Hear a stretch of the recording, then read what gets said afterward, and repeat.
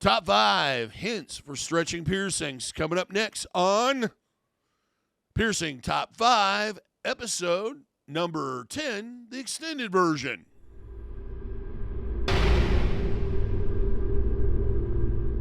If you're new here, welcome to the Body Piercing and Tattooing channel, but you might, I hope you're finding the videos helpful and useful, but you might not know who I am. My name is DaVo. I'm a professional body piercer and have been since 1994. I own and operate the Axiom Body Piercing Studio, located right here in Des Moines, Iowa, inside Skin Kitchen Tattoo.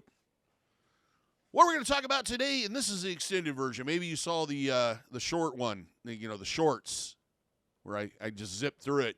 This, I go a little bit more in depth and explain why I picked these particular topics as the best hints for getting a more successful stretch. Stretching piercings, for those that don't know, is where you slowly increase the thickness of the jewelry so that the piercing expands and gets larger. Basically, you're pretty much, there is no limit to this except your body's elasticity. At some point, sometimes you got to stop. But for the most part, you can go very, very far and stretch piercings very, very wide if you're patient and you do it correctly. Now, first thing is lubricant. Water-based lubricant are usually your best option when inserting jewelry. Just dry inserting it is just going to increase the likelihood of damage to the piercing.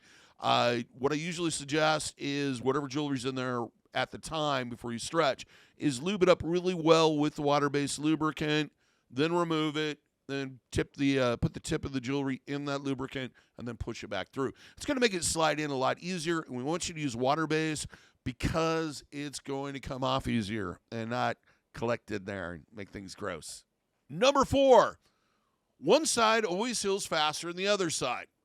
If you're stretching ears, this is a really common thing, or nipples or something, where there's a pair of them, you'll quickly learn that one side is always ready to go to that next size before the other side. I really suggest kind of using the side that is slower with the stretching and healing to kind of decide when to go to that next level. Don't push that stretch on the side that's slower. It's one of the many things you learn about your body through stretching piercings. Number 3, resting.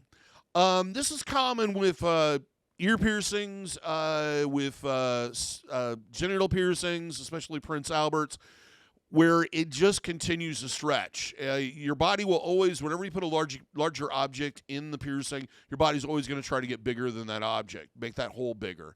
Resting is where you take the jewelry out for maybe a night or every night to keep it from going further and keeping that piercing a little bit tighter. It's really common with especially Prince Albert piercings for people to go through this, like I've been chasing the dragon forever to try to kind of make this a little bit more livable.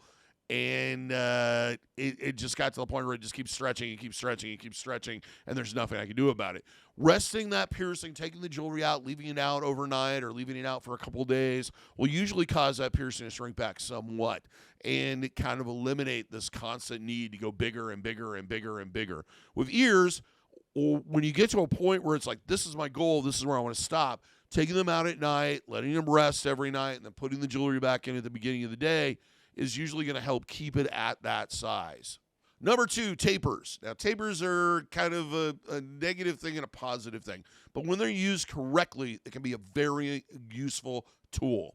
For those that don't know what a taper pin is, one side is usually a very thinner or much thinner gauge. Like, for example, if it's a 2-gauge taper pin, it's usually stepped down 4 gauges. So that means that even though the 2 gauges on this side, the other side is 6 gauge, which is quite a bit thinner, and then it slowly tapers up to that larger size.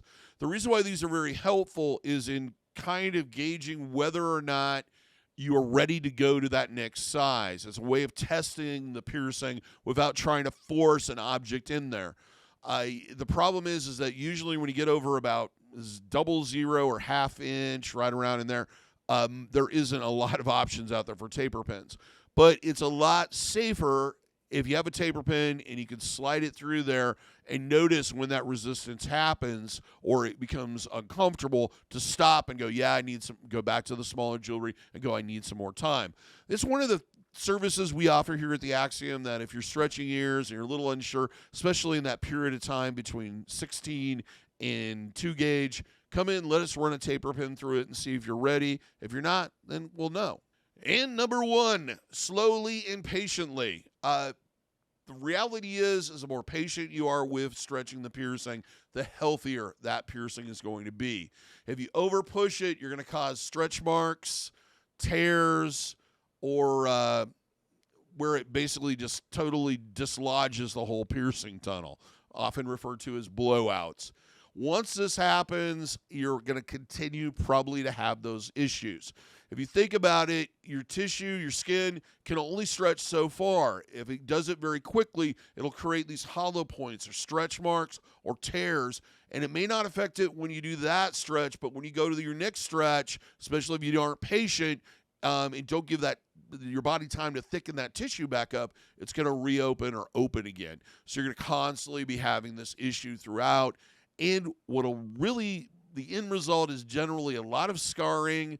If you ever seen somebody that takes out their jewelry and it looks really gross, kind of looks like a cat's butthole with like hemorrhoids on it, that's because they pushed it too hard and they damaged that tissue, and it's all scar tissue. Patience. Take your time. Take it slow. Take it easy. The other thing to consider is that a lot of manufacturers of eyelets and plugs now, especially the glass ones, go in millimeter sizes instead of these huge gauge jumps.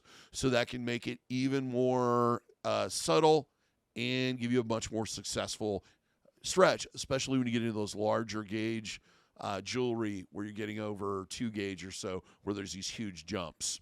Well, there's 5 hints on stretching and piercing. If you have some to add, go ahead and do that in the comments. Till next time, here's hoping your piercings heal with ease and without a single issue. And if you're in the Des Moines, Iowa area, I hope to see you for your body piercing needs in the future. Have a good day, everybody. Take care, and thank you for watching.